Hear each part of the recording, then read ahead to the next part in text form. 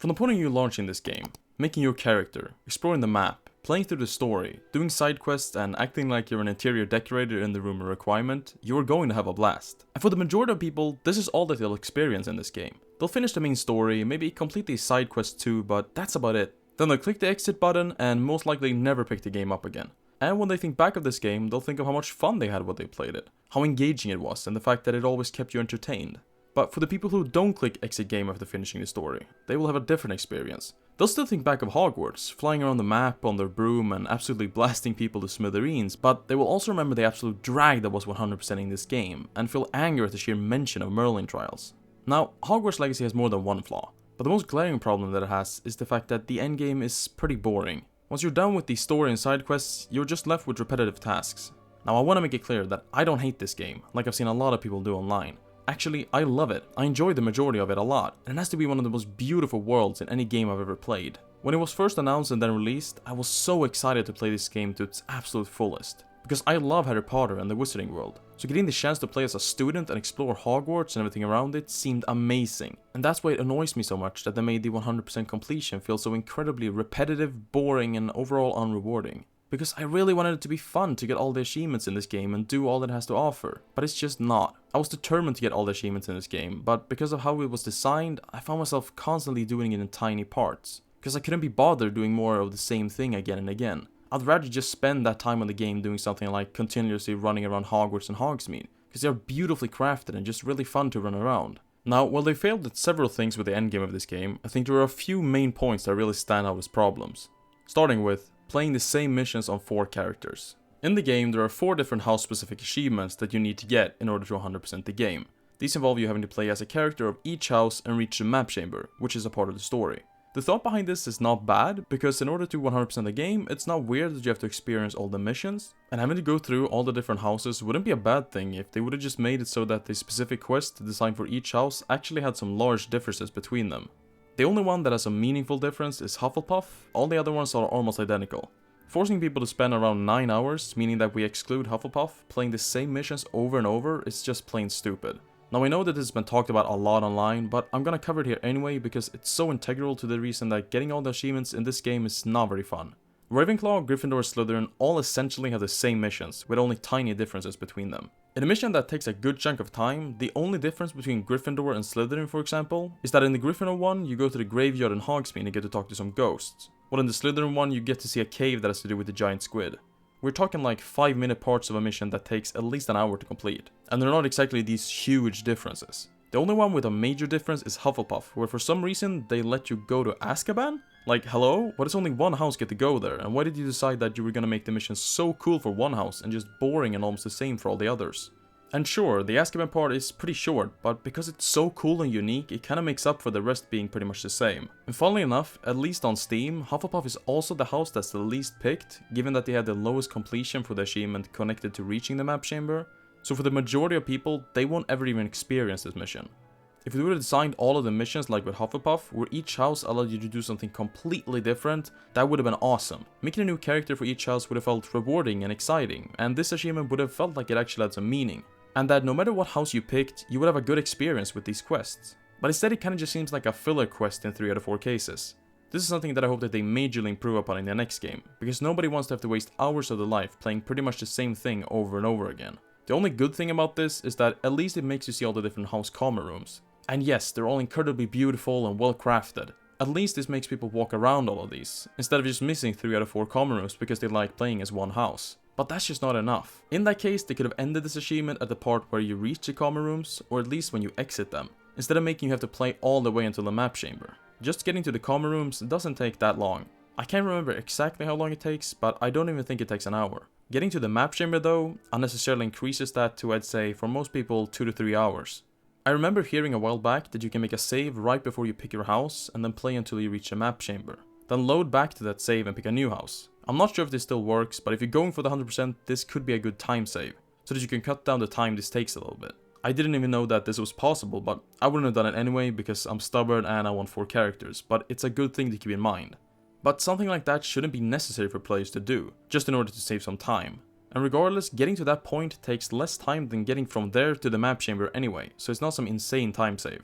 Regardless, this Hogwarts Legacy achievement was just a flop and should have been done differently. Preferably by making the house-specific quest way more unique, or at least shortening the stopping point for when the achievement is awarded. The tasks that you have to complete in order to complete all the areas, which is a requirement to 100% the game, is easily the worst part about getting all the achievements. I love the idea behind this, that being that it forces you to explore the world and actually spend time on the whole map, not just sticking to one side, but this was done horribly. You mainly got the balloons that you have to pop with your broom and the Merlin trials. The balloons aren't exactly the most entertaining, but at least there aren't that many of these that you have to complete. You could have just replaced these with more of the flying time trials that we got, because I really enjoyed those and they were actually fun, and I think that most people can agree with that. This could have been an easy fix in order to make these actually engaging, and not just something that you do to tick off a number on the screen. It's sad how little flying content we got in the game. We pretty much only got the balloons and the time trials, so I wish they would at least up the amount of time trials and maybe pull down the amount of balloons instead, because the time trials were just way more fun. But these are not the worst thing in this category, not even closely, because the Merlin trials exist. These have to be some of the most mind-numbing and boring things ever put into a video game. The Merlin trials consist of you completing a few puzzles, and I say the word puzzles very lightly, because they require no real brain power. When doing the first Merlin trial, it was kind of fun. You need to light some fires in a specific order, and then you get to bring this Merlin statue back to life, as to say, along with a little cutscene.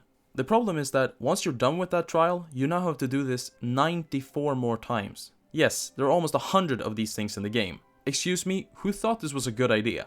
And it's not like each one is different. No, there are only a few variations of these puzzles, which means that you have to do all of them again and again and again. And also look at an unskippable cutscene each time that takes several seconds and is the exact same every time. I don't know why they added this. If they were just trying to bump up the amount of available playtime, or if they simply ran out of time with the game and they had to publish it and this was all they had. But I just hate these trials with a passion, and if they appear in the same way in the next game, work in the same way they do now, it would be insane. Because I've seen no one who actually likes these. The fact that they gave these such little love, while making them an integral part to the game, is so weird to me. Because these are not just important if you want 100% the game, which many people don't want to, but you need to do them in order to increase your inventory space, which is a pain in the ass if you don't expand as the game goes on. For something that is so important to the core gameplay, I can't believe they received this amount of neglect. If they would have made them fun puzzles, that could have spiced it up a bit, but the sheer amount of them are still overwhelming. Cutting it down to half and making at least almost all of them different would have made it actually enjoyable. This last thing is the least problematic, but I still feel like it's well worth mentioning, because there could be some really big quality of life improvements here for the second game in the franchise. And that problem is the lack of tracking, which can become a pretty big problem when trying to complete everything. This mainly affects the achievement Finishing Touches, which I know that a lot of people struggle with. This achievement requires you to use ancient magic on every type of enemy in the game. Only the enemies that you can find again during the game that spawn in the world naturally count for this achievement. Enemies that you only encounter once or during the story don't count. The achievement doesn't really say this, but at least that's a good thing. Otherwise it would just be a real pain if you miss someone, because you would have to go back and do it all over again. The problem though is that it doesn't tell you what enemies you've used ancient magic on, or even how many more you're missing in order to complete the achievement. It also gives no information about things like if all the trolls count as one enemy, since they're the same type of enemy, or if all of them are different. With the trolls, for example, from what I remember, you've got the armored, fighter, fortified, forest, mountain and river trolls, that you all need to defeat separately with ancient magic. The mongrels, that being the wolf-like creatures that spawn, are also in two different forms, dark mongrels and normal mongrels. The thing is though that dark mongrels are way more common, so for a lot of people they will never even encounter a normal mongrel, or maybe encounter one, just say 1 or 2 times, which means that the majority of people don't know they exist, or that they should go looking for them. They spawn in really specific areas too, which means that just going around looking for them is almost impossible, unless someone tells you exactly where to go and look. But okay, you figure that out, and take out all the enemies once. The problem will then be that you won't get the achievement, and you'll probably be really confused. Because with one of the enemies, the poacher animagus, you have to use ancient magic on them twice, since you have to use it on them both in their human form but also in their animal form. And I've seen many people get stuck on this when searching online, because it's not actually communicated that you need to use it on them in both their human and animagus form. And who would think that you need to? It's the same enemy after all. What shape they are isn't something most people would consider. With all of this though, you can see the problem, because not only don't you know who you have used it on, you don't even know where all the creatures are. This resulted in me, and from what I've seen the majority of people online, having to create either spreadsheets or documents in order to go through all of the enemies again, and tick them off one by one, trying to look up online where to run around in hopes of getting them to spawn. It's really difficult to try and guess your way forward when you don't even know what you're missing. You might be hunting down all the different versions of trolls, for example, thinking that they're the problem, when in fact that's already ticked off. and the problem is just that you haven't used ancient magic on the animagus twice. Sometimes you also just have to hope that a certain enemy spawns, when clearing the outpost for example. Now I want to make it clear that I'm in no way against a grind as to say, or having to put in a good amount of time in order to complete the achievements. But there is a difference between just having to try and backtrack and guess what you're missing, and actually knowing what enemies you're missing and being able to track them down. This game allows you to track almost everything, including the enemies you faced and killed. So why not just add some icons that show whether or not you used ancient magic against them? That could have made this a lot more fun, making it more of a hunt to try and find the last ones, exploring the map in order to find them, instead of just trying to do everything all over again, and having to try and either guess your way through it somehow or look up guides online. Now okay, while I have seen highly negative in this video, I'd like to point out that not everything about the last grind was bad. Going around and finding all of the Revelio pages for example was fun, because you have an actual way of narrowing down where they are. You can run around using Revelio and get the audio clues to help you find them. Often they're also in very logical places, so figuring out where they are can be more like a scavenger hunt. And I'll suggest to everyone that you try to find all of them, especially if you like the world in the game. You get to explore it more, maybe the places you would never go otherwise, and you get cool information about the world that maybe you didn't know. But unless you're a big Harry Potter fan or hunting for a platinum trophy because you really want it, it's just not really worth it to go for the 100% completion. I'm not making this video just because I want to shit on this game. I'm making it because I really like this game, and I know that they could have done such a better job with the content past the story and quests. I just want to point out the things that I really hope they change for Hogwarts Legacy 2, because these games have so much potential, and I hate seeing any of it go to waste. Now, while I may have been quite negative in this video, if you want to watch me praise what this game does really well, click the video on the screen where I talk about Hogwarts itself. And if you're interested in staying up to date with my future uploads, click that subscribe button, and hopefully I'll see you next time. Bye bye.